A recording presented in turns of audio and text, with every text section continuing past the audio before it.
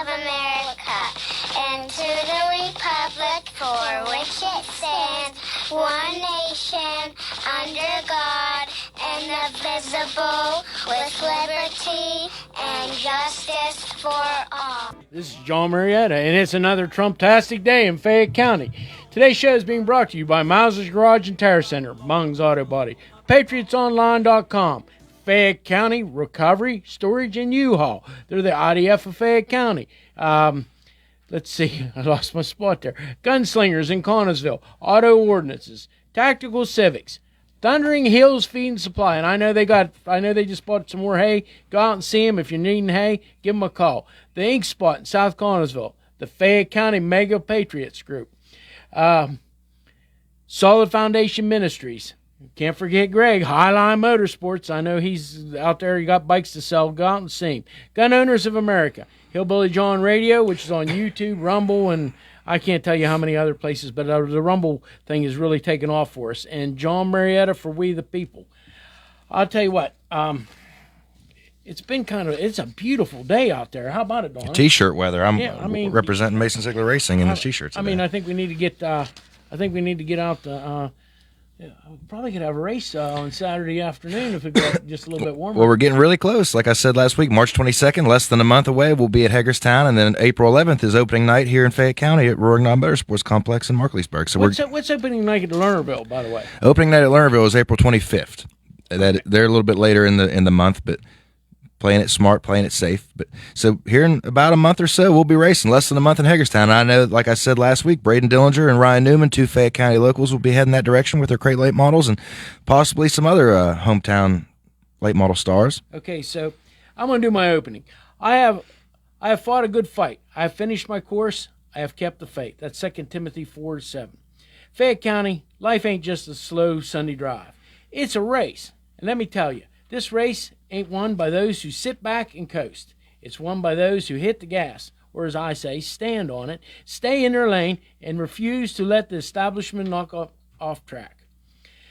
The country was built by hard-working folks who never back down from a challenge. The steelworkers, the coal miners, the farmers, and the first responders.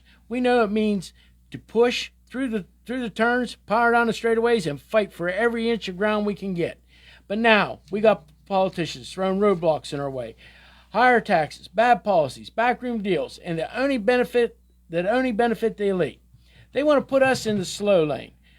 But it's time to drop the hammer and take the lead back. We got to run against the rail, people, or against the wall. Welcome back again to the Hillbilly Jon Show, where we race against corruption. Our foot is always on the floor and full speed ahead. If you're tired of the establishment rigging the track, then buckle up, because we're about to put them in the dust. Start your engines, Fayette County. The race for freedom starts now. I thought that was pretty good. That was creative. I like that. We'll have to get after it a little bit. But one thing Larry Shaw always told everybody, and of course you know who Larry Shaw was. Larry Shaw built probably more modifieds than probably anybody. And he built a lot of late models. In fact, he built one of the first late models that Billy Moyer won the World 100, the Dirt Track World Championship with, and I happened to be there that day. And he always said it's about the snap and who isn't afraid to stand on it. That's right. And you incorporated a lot of that into your opening today. That was. I get. It's about them things. But anyways, hey, I got Melanie on the line, so let's get her taken care of. Melanie, you with us? Yes, I'm with you guys. Yep. Hi, Dawn and John. Hi, Melanie. Donnie says he's coming to your mega mixer tomorrow night if he can make. I think he's got some arrangements he have to make, but he said he's going to try to stop in. Well, I sure hope he does. I sure hope you do, Donnie. I hope you step on the gas and we can get you signed up as a judge of elections. Hopefully. Yeah, maybe that might be an option. Tomorrow might be a big official day for me. Who knows? Candidacy. Yeah, we hope so. We hope so. People want to know what are the MAGA Patriots? What are they? We're an organization of grassroots people here in Republicans in Fayette County, and we're dedicated to advancing the America First agenda. We support conservative leaders and candidates who will safeguard our constitutional freedoms and push for the policies that prioritize Fayette County as well as the nation. We have a mission that includes restoring election integrity, And by you becoming a judge of elections is one little small step that we can take in winning that battle, protecting our Second Amendment rights. And we're currently opposing the current 28% tax hike driven by our Republican County Chairman, Scott Dunn, and the Democrat Commissioner, Vince Acedes, who refuse to curb wasteful spending, and they continue their agenda of bloated government. We're fed up with that. We're calling for accountability at all levels, and we're fighting for leaders who will slash unnecessary expenses, like John Marietta does as a recorder of deeds, and uses our hard-earned money wisely. So if anybody that's listening would like to join this MAGA movement in Fayette County, and our first meeting is tomorrow, and there'll be other counties who are joining us as well. Greene, some people from Somerset County are coming. Washington and Westmoreland are going to be joining us as well.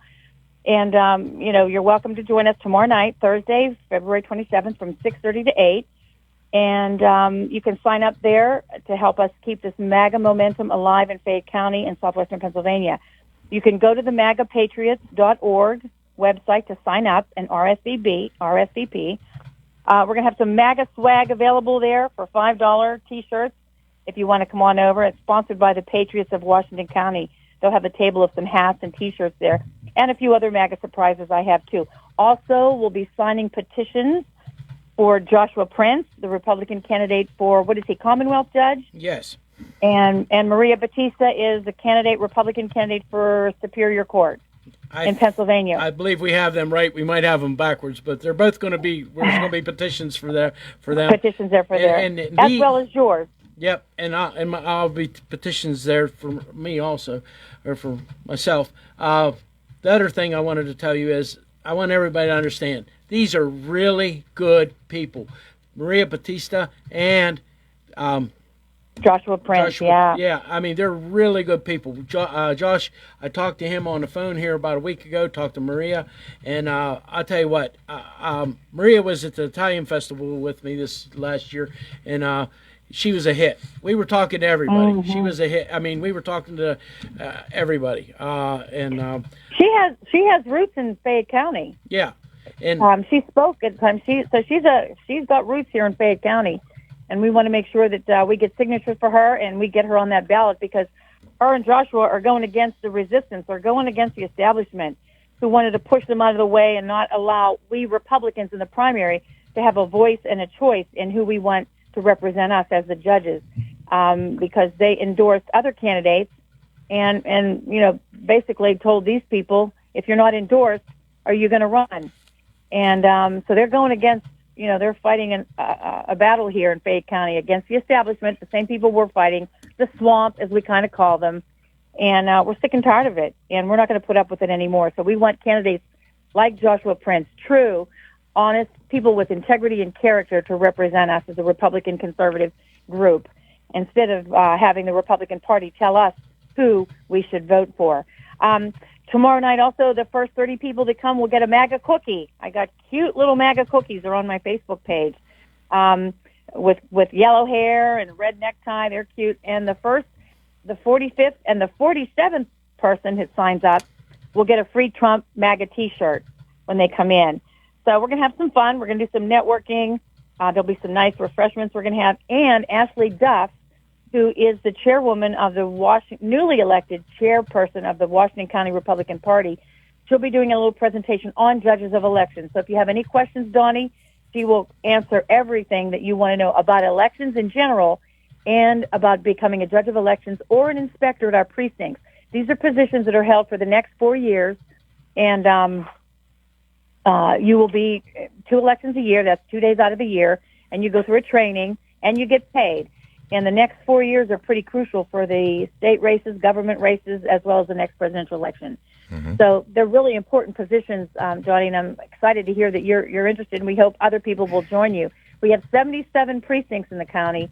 If we could fill 47 of those precincts with conservatives, true conservatives in those positions, we got half the battle done, half the battle there. There was, I could go on and on here, but it's an important thing. It's an important thing to get done. What time tomorrow night? 6:30. 6:30 to 8 o'clock at the Connellsville Airport. At the Connellsville Airport. I call it the Fayette County Connellsville Airport because I really believe that it's a. Have you ever been out there, Donnie? I have, and I was going to ask Melanie, can you, for those of us who maybe don't know exactly where we go when we get in there, could you maybe give us a little bit of a direction on what you do once you turn left into or right into the airport? You follow the road to the right, and it's real easy. You can park underneath the. They have like a canopy that you park underneath, and so if it's raining, you won't have to get wet, and you just walk straight in, and we'll be in the biggest room that they have out there. I flew one time in my life, and that just happened to be out of that airport. One time in my life I've ever flown, and it was out of that airport. So, once again, so as soon as you get off of Route 51, as soon as you turn off of Route 51, 119, you'll make a right. Or 119, As soon as you turn off of 119, as soon as you turn off onto the road, it's on the right. You make a right up a little hill there. Yep. Hear that, listeners? Right. Everybody paying attention? And we'll make sure we got we'll make sure everybody gets in, and if they have any problems, just message me on Facebook because the internet seems to work pretty well out there, and we'll be able to get them in. Okay, Melanie, go to MAGApatriots.org for more information. Yep, you can go. Yep, MAGApatriots.org. I want to thank you for calling in, Melanie. And thank you, John. Okay, and Donnie. Can't wait to hear what you guys are going to talk about today. I'm all revved up. Thanks for listening. My engine's running. Okay, Melanie, you take care. All right, have a great day. Thanks. Hey, bye-bye. I wanted to share one other thing with you. We're having a petition signing on Saturday at the Old Moose Lodge in Perryopolis. Please stop out if you can't make it to the MAGA Patriot group tomorrow. We're going to have Josh Prince's petitions there. We're going to have my petitions there. And there'll be some other Republican petitions there. I just don't know who's going to be there yet. And we need to stop out. It's kind of a pain in the backside to do these petitions, but I guess it's the way our election works. The other thing is we're having a big spaghetti fest bash on March the 30th. More information coming. We're really going to be pushing that as hard as we possibly can. It's going to be my first fundraiser, and it's going to be for John Marietta for We the People. Okay, now Donnie, I'm going to get these earphones off because I feel like I'm sitting with a helmet on, and maybe that's what I ought to do. Maybe I ought to bring my helmet one day. I think I still got one that fits. Well, we should go racing. We should perhaps we could get you on a race car with your. That would look good on the hood of a race car, actually. Yeah, probably would. Would you like to make a deal? Yeah, maybe Greg Hogger. We'll have to put it on the roof because he likes to smear the letters up. Yeah, a little bit. Hits some stuff every now and then. But he's a good guy. I like Greg. He's okay. Me and him have had our differences. I tell you who else I think we have a lot of race teams in Fayette County, and I know that you're supporting and trying to help out the team they're from Dawson, right? Mm-hmm. Braden Dillinger Racing. Braden Dillinger. I also want to give a shout out to Mike Doritsky. It's real. They've been racing out of Fayette County here for a good many years, and I'm going to tell you what. If you want to meet a gentleman, gentleman's gentleman, Mr. Mike, I call him. He runs a towing service out of Masontown, and he has a couple garages. I tell you what, they are good people, and but you know what? I haven't got to meet Braden Dillinger yet, and there's other people too that's going to be racing out of Fayette County. I know Tanner, Hogger. That's Greg's son. Yep. He races. He races also. We're gonna. I know you're trying to talk him into going to Hagerstown. Yeah, I think he might be going. I don't. As of 2 weeks ago, he was thinking about going. We might have to find him a gear though, huh? What's that? We might have to find him a little more gear. Yeah, maybe. I don't know. He might find him a lot of stuff to get around that place. But I love reading the comments on your show whenever we're on here. Some of these people are not happy folks. Is that right? Yeah, they just. It seems like there's a lot of. It's an interesting thing to watch the debate on your show while we're sitting here live. So. Hello, Dumpster Fire Advocate. Thanks for contributing to the show here. We appreciate you. He's not a fan. That's okay. That's okay. We're here. He's probably a Vince Facilities voter. I don't know why these people don't use their actual names. I don't know. Like I will research their pages a little bit. I've noticed that last week too. I don't know who's friend or foe because it's of their names, and I can't really see But we're talking about racing today. We're trying to, at least. I mean, we're obviously going to talk a little bit about politics, but it's like Donnie Marie. He's a little bit political, and I'm a little bit not. Try not to be, at least. But that's great that you guys all, love it so much that you make a whole Facebook page about it. I mean, if you need something to create an identity for yourself, that's really interesting.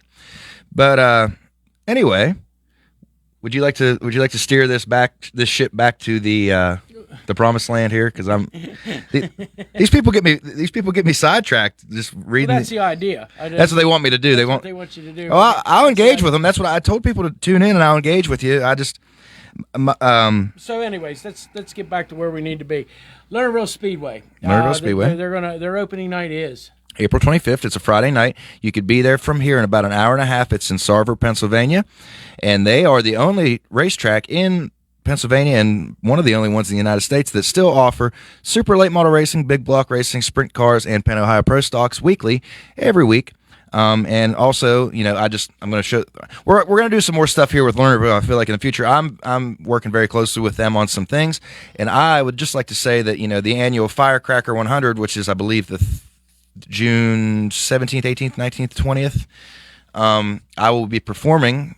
I also have a history as a musician there on the Friday night portion of the Firecracker. Some interesting things happening there. And then also, they just acquired the Hillbilly 100, which I'm sure you've attended the Hillbilly 100 a time or two at different places. I think, it's been a little while since I've been down to the Hillbilly 100.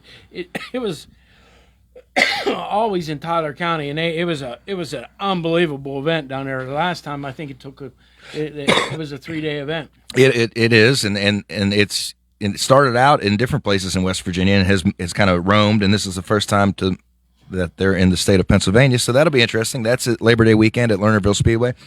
So a lot of cool things coming up here. Like I said at the beginning of the show, April 11th is opening night at Roaring Knob, also a Friday. Fayette County Accountability asked me if I'm performing at the Mixer, and I will say maybe. I don't know, probably not. I think Fayette County Accountability is our friend. I think we like them, I learned last week. Maybe I'll perform at the Mixer tomorrow if you all promise me you'll come to a race with me sometime here in the near future. Show me who you really are first. We'll shake hands. I don't know these people, Dumpster Fire Advocate and Fayette County Accountability. I don't know who you actually are. But Roaring Knob, I got chastised a little bit from some of my fellow race people for not talking about them enough. I love Roaring Knob, and I've been there since literally opening night. I was 5 years old when they first opened. I've been to as many races there as I could be at ever since. They're bringing back super late models this year, I think 4 times throughout the year on Sunday. So essentially what I'm trying to tell you folks out there listening, if you're looking for something to do that you've never done before, that's probably the most fun you're ever going to have, I promise. You have Friday night options at Roaring Knob. They have motocross on Saturdays. They're having, I think, 5 demolition derbies throughout the year. And then super late models and some sport divisions on Sundays several times throughout the year. So I would encourage you to stop what you're doing right now and check out roaringknob.com to see a list of things throughout the season that you're able to attend. I can be there from my house in Hopwood in about 25 minutes.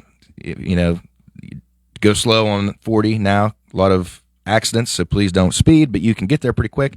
Go check it out. If you've never been to a race, that's a good place to maybe kind of dip your feet in the water a little bit and just see if you like racing, and then go from there, kind of. So, well, Latrobe will be racing this year too. Latrobe. Actually, that's a good place to go if you're not wanting to go to a big race. Big events, I tell you what, it's just like I said, Tyler County.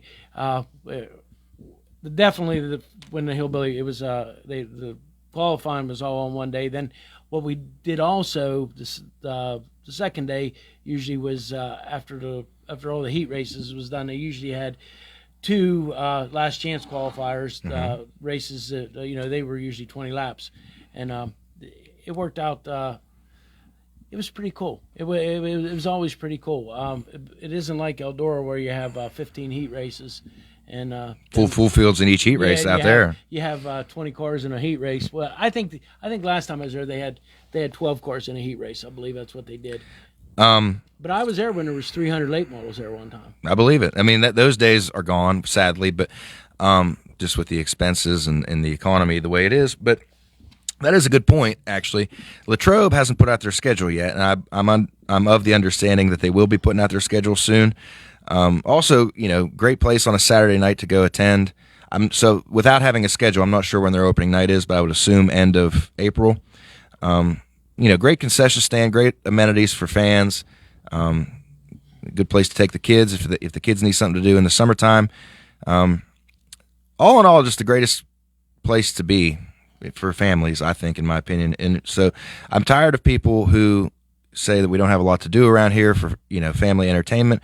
We have a lot of things to do. You might have to travel a little bit, but I mean, what's an hour trip in the car?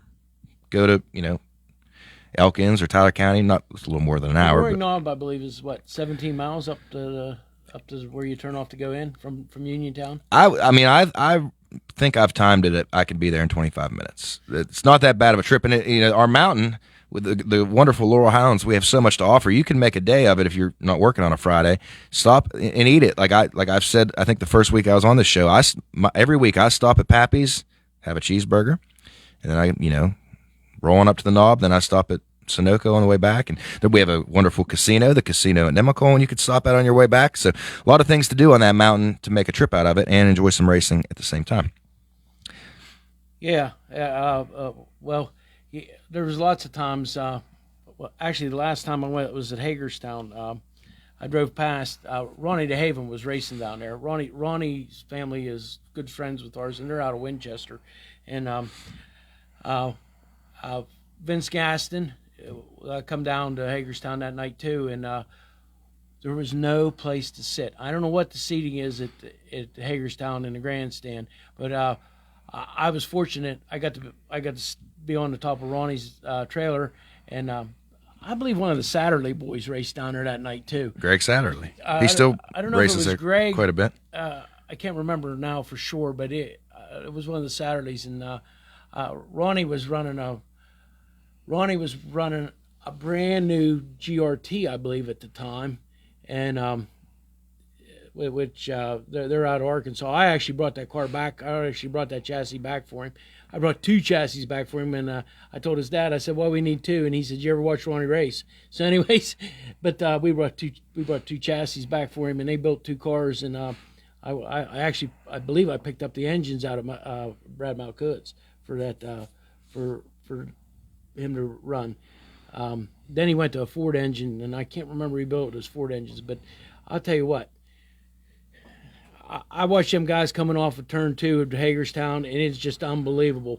Bloomquist was there that night, and I don't think he won. I believe it was 49 car that won down there that night. Jonathan Davenport? Davenport. I think Davenport. Superman. Yeah, I believe Davenport was the one that won that night down there. I could be wrong about that. Jonathan Davenport's going to have a great year this year. He started off Speed Week strong. I think it's going to be another one of those. He won over $2 million in 2021 in winnings.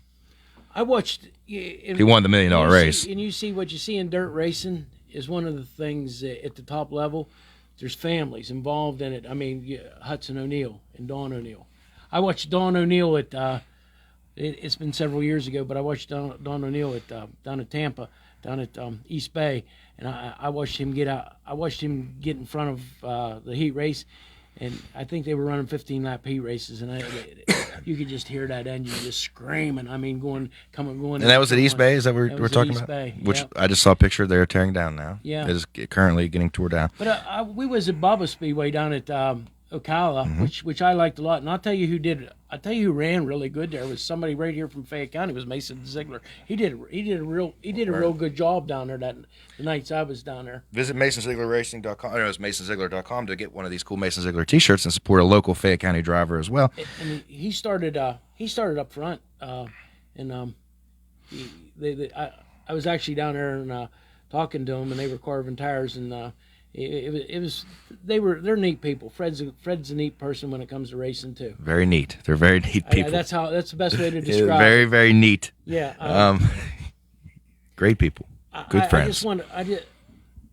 We had them races at Roaring Knob, and I really wish Rick would try to do that again, because I remember the pits was so full. The grandstands, people were sitting on everywhere you could find a place to put a chair. They were parked down to the Yawk. Yeah. I mean, you had to walk up 40 to get there. I'm sitting here monitoring. Fayette County Accountability asked, John, I know this is a racing show, but Hillbilly, I want to hear what you think of Penn State Fayette potentially closing. I am going to get behind it, but I will tell you that I am, and I want to do everything in my power, physically and mentally, and which a lot of people don't think I aspire to that very much. But we are going to speak on this on Friday. It's important to have this college right here in Fayette County. We need engineers, we need nurses, we need all this, we need everything that they have accomplished out there. I went out there between 80 and 83, and of course then life got in the way. But has it been there that long? I think, geez, so is it? I mean, that's not that long ago. No, but I mean, I was born in '93. I didn't recall. I mean, I guess it's been there that long. But right? I think we need to make sure we keep this element here in Fayette County. It is so important. And actually, I got a B+ in public speaking out there. B+. Yeah, I got a B+. I actually had in architectural engineering. I had a really good grade,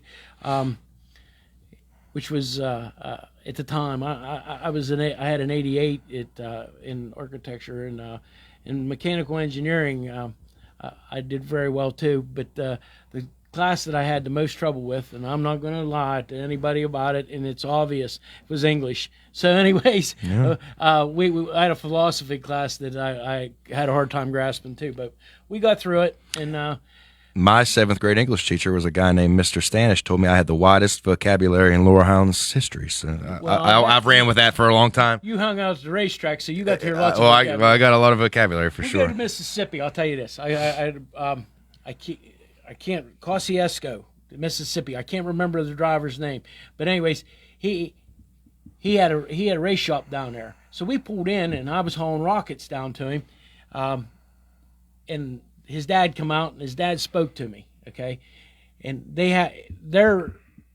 we're talking about Kosciuszko, Mississippi. It's the end of the Natchez Trail, I believe it's called, and it's in the middle of nowhere. And his dad come over to me in the parking lot, and he told me where he wanted me to park the trailer. And my son says, "How did you understand him?" And I said, "Well, after you talk to these guys on the phone a couple of times, because it's a variation of hillbilly and Cajun, and it's tough you got to be able to pick it up." But I was able to hang out with them guys. They were good guys. I mean, Kosciuszko, Mississippi. I'll never forget. I love that. different dialects in our country. I think that's one of the coolest things. I have a little bit of an obsession with different accents. Elkins, West Virginia is one of my favorites. I would like to ask questions because now I'm a little bit. I didn't know anything about the Penn State Fayette thing. Why are they thinking about closing? What is It was in the paper today. I guess the enrollment is down a good bit, but I do know that a couple of the county commissioners was wanting to bring Salem University in and put them in an old Mountain Bank building. And move and do something like that, and I don't know, to have a satellite campus here. I believe it was Salem University, and I do know that Dave Lore voted no. Penn State Fayette campus has been like the 13th, 14th grade for a lot of people. It's a great place. In this county. I actually helped the kids, the guys that were in my class. They won't call them kids because the one building out there, we actually did the rendering for the outside of it, and they used our rendering for the roof in the front of the building. It was kind of neat. So I have that. There was 20 of us in that class, and we all was able to do it because Penn State wanted to see what we wanted to try to do, and the roof was what we designed out there. And it is a beautiful place, really. I mean, I've only been there a couple times. The other thing that went on out there, which I really thought was really neat, and a lot of people don't know this, at the time when I went out there, fencing was a big deal. Okay. And like a sport? Yeah, it was a sport. Yeah, and of course the hillbilly I am, I got in trouble with the fencing instructor a little bit. But anyways, what happened? Well, I told him I thought we was going to be setting fence posts, and he didn't think that was too funny. But he took it real serious, I'm sure. But there's a lot of things that happen out there, and there's a lot of good things. And I think education has to be where we push things.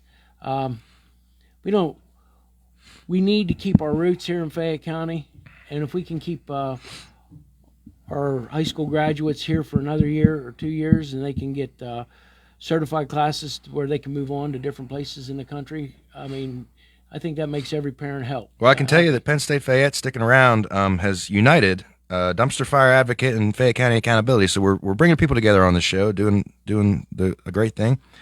So good to see those two making up and agreeing on something. That's always nice to see. But I agree too. It'd be real sad if that left. I know a lot of people just in my own life. Tanner Hogger was a Penn State Fayette person for a long time, and there's somebody. He's an American success story. There's somebody that knows a lot about engineering. Yeah, he knows a lot about a lot of things. Really, he's just a very smart person. Just knows a lot about pretty much everything. What you're going to find, though, and this goes back to the racing. I don't. There was two brothers. I believe there was the Dahl brothers. Okay. They used to build cars, and one of the gentlemen. My dad was talking to me about this morning.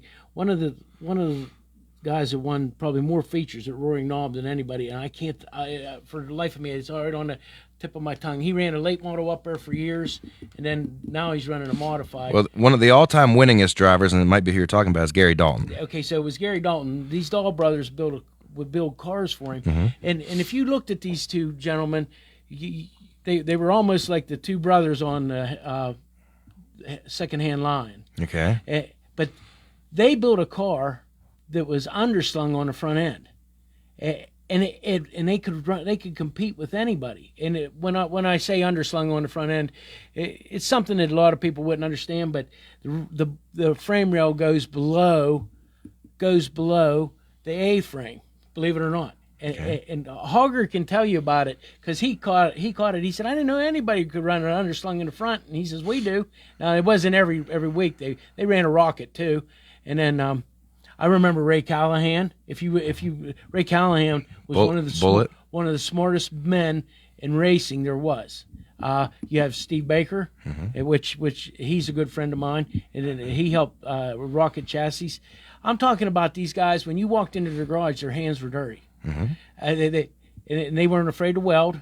They knew Baker. I never seen weld, but I mean Callahan. I mean he welded. He built a lot of cars for Davy Johnson. And they're great engineers. They're all great engineers. And they could figure things. They figured things out. A lot of it was trial and error, but some of it, once they figured it out, then they improved on it to the point where you don't if you've never been about racing, but the setup going into a turn is more critical than being able to drive down the straightaway the fastest. True. Because you have to get through the turns faster than anybody else.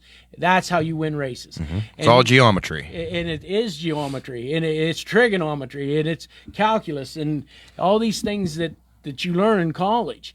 But these are the things that happen. And they could weld, they could fit, they could. I watched guys weld things up in first race I was at Pittsburgh Speedway. I watched somebody tear the back end off of a car, and guess what? They made the feature. They were welding, and they made me nervous because my dad welded all of his life, and they were welding right beside a fuel cell. And I thought back then, you know what a fuel cell. It wasn't like it is now. People lost their lives on account of those things. Yeah, and Jim Dunn. Yeah, and I watched guys bend bars and do things just to heat them up and just so they could get back into the race, because it's a life. And once you get a taste of that, which you can't never give it up. I don't care. It's in you no matter what. Nobody can walk away from it. Richard Petty can't walk away from it. Probably one of the only people that ever walked away from it, famous people that just walked away, was actually Richard's dad, was Lee Petty. He just kind of but he got to work on the cars all the time, so it was a different situation. Carl Edwards walked away and never looked back. He's the only one that I can think of that actually quit and never did anything besides quit. Tony Stewart still drives a sprint car. Tony Stewart drives everything. I mean, there possibly, I will not divulge too much information, but there might be a chance we see Tony Stewart in a late model here in the near future, somewhere not far from here. But that's all I'm going to say about that. But if you're a NASCAR fan, I know a lot of people are sports fans and watch ESPN and stuff too. I will tell you, you're liable to see your favorite NASCAR sports heroes like Kyle Larson or Tony Stewart in the pits at your local racetrack. I know we've had Clint Boyer at Roaring Knob. We've had different.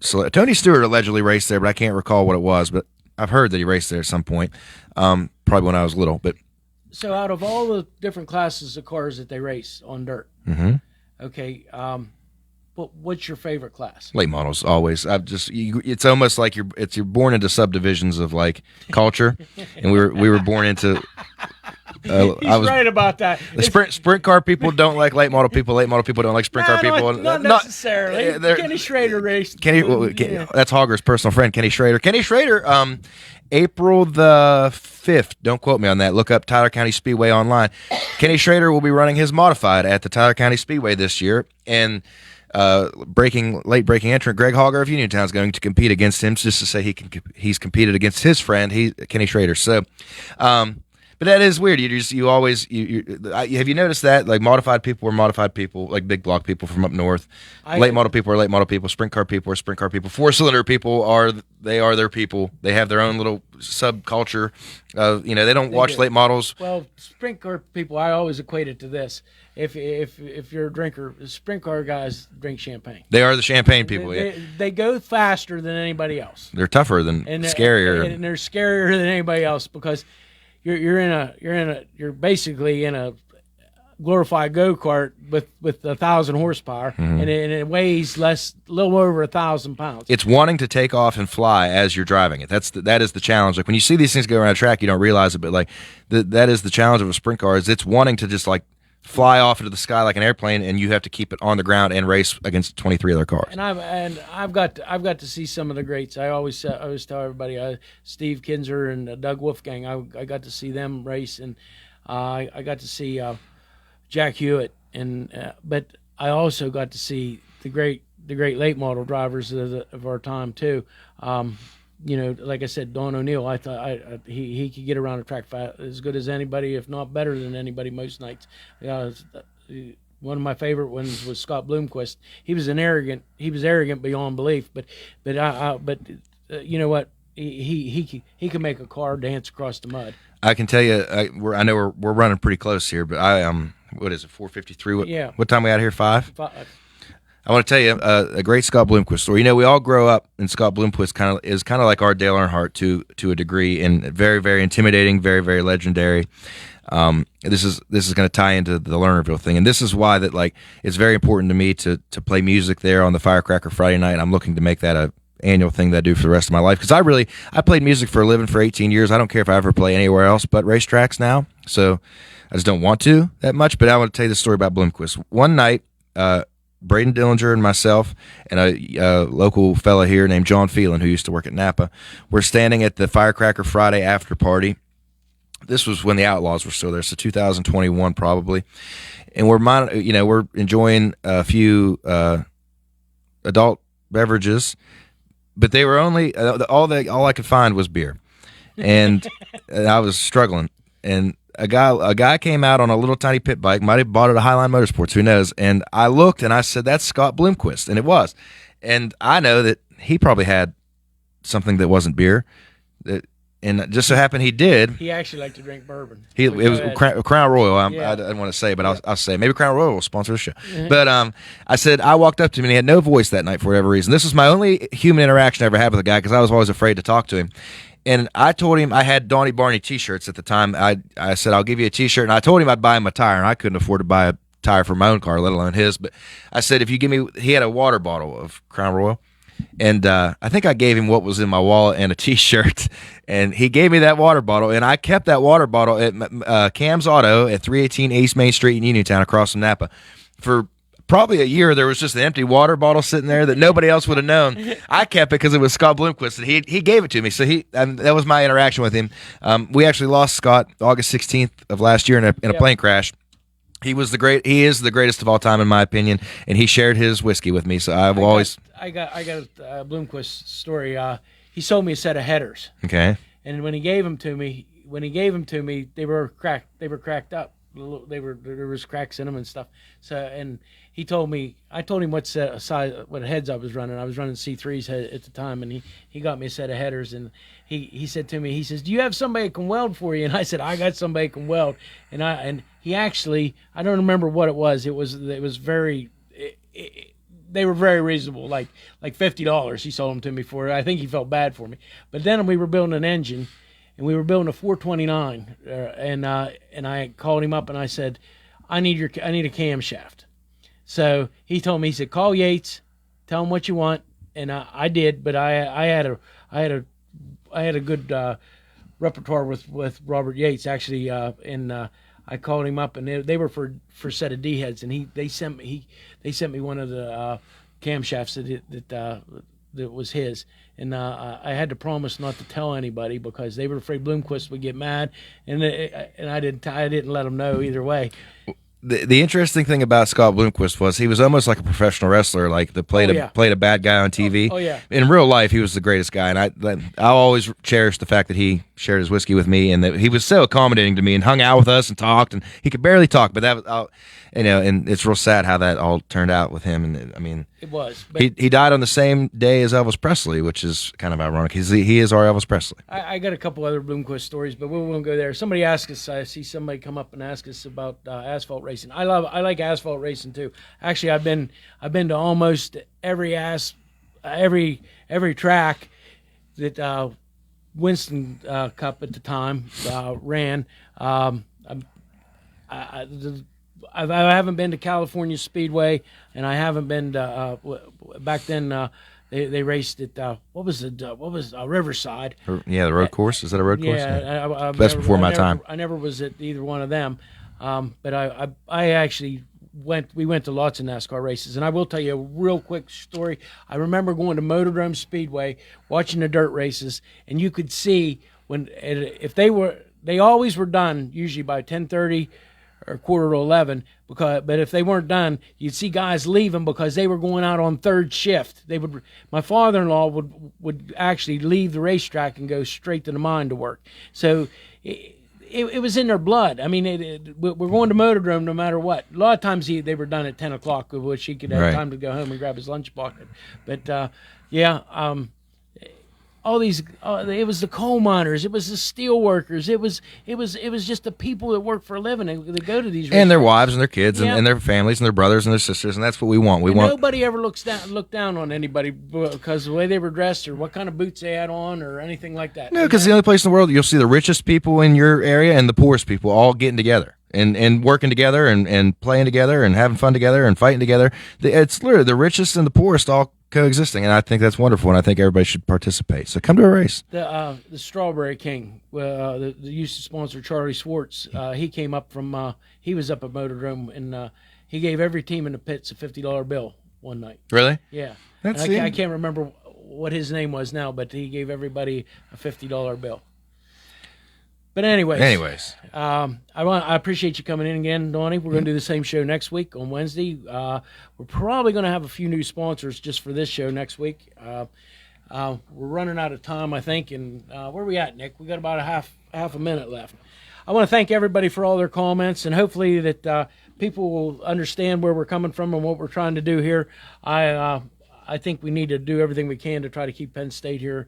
And the other thing I think we need to do everything we can, we need to get as much money for our airport out there as we possibly can too. So on this road called life, you have to take the good with the bad, smile with the sad, love what you got, and remember what you had. Always forgive, but never forget. Learn from your mistakes. People change. Things go wrong. Just remember, the ride goes on. God bless each and every one of you, and God bless America. I am John Marietta, and I am the Hillbilly.